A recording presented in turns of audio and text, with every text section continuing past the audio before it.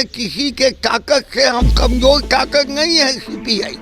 CPI Bihar के तमाम जिलाओं में पंचायत में एक अच्छा प्रतिनिधित्व हासिल किया है।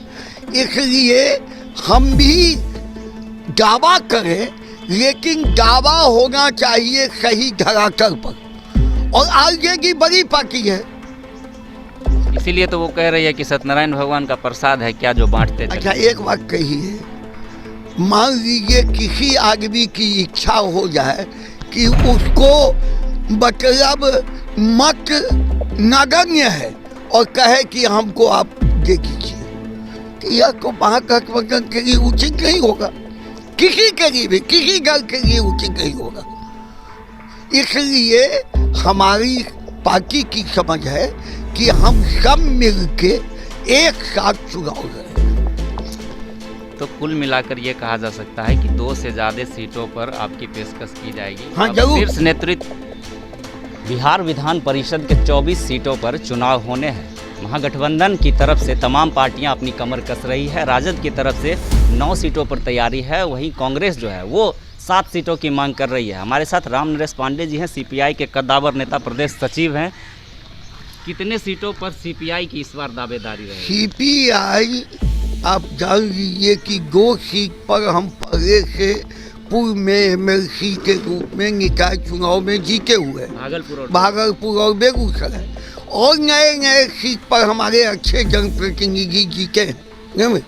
हम बालका के महागठबंधन के बालका टेबल पर जो हमारा निर्णय होगा हम उस आधार पर चुनाव लड़ेंगे। तो आप कह रहे हैं कि शीर्ष नेतृत्व का जो निर्णय होगा उस आधार पर लड़ेंगे, लेकिन कांग्रेस की तरफ से ये दावा पेश कर दिया गया है कि 7 सीट हमको चाहिए। कांग्रेस का कोई उच्च स्तरीय कांग्रेस अध्यक्ष या केंद्रीय नेतृत्व का ऐसा बयान नहीं है। दावा अपना अपना सभी दल के लोग करते हैं, लेकिन हमारा विश्वास है कि कांग्रेस भी महागठबंधन के साथ मिलकर चुनाव लड़े। नहीं, चुनाव से पहले तो महागठबंधन के तमाम लोग जो हैं ये कहते हैं कि महागठबंधन धर्म का पालन होगा। बाई इलेक्शन में भी देखा गया था कि महागठबंधन के धर्म का जो पालन है वो नहीं किया गया था, जो रिजल्ट नतीजा सामने है। तो इस बार क्या तो यह तो आपको, आपने जो कहा यह तो आपने देख लिया उपचुनाव में। उपचुनाव के रिजल्ट और मतगणना के मत से आम नागरिकों को हो गया कि ताकत कहाँ है।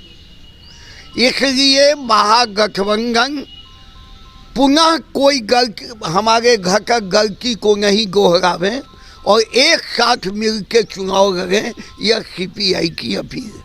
मतलब ये कहा जा सकता है कि महागठबंधन की डोर जो है वो बिहार में सही है। एकदम सही। महागठबंधन काफ़ी मजबूत है और जनता के बीच उसकी लोकप्रियता काफ़ी बढ़ रही है, और महागठबंधन एक ऐसी मजबूत ताकत है जो आगे के समय में बदलाव की दिशा की ओर देख रही है। नहीं, ऐसी खबर उड़ती आ रही है कि सीपीआई की तरफ से 2 सीटों पर दावा किया जा रहा है, बेगूसराय और भागलपुर। देखिए, हमारा दावा उससे भी आगे है। आप एक बात समझ लीजिए, हम कांग्रेस की ताकत से या वाम दल या महागठबंधन किसी के ताकत से हम कमज़ोर ताकत नहीं है। सीपीआई बिहार के तमाम जिलाओं में पंचायत में एक अच्छा प्रतिनिधित्व हासिल किया है। इसलिए हम भी दावा करें, लेकिन दावा होना चाहिए सही धरातल पर, और आगे की बड़ी पार्टी है।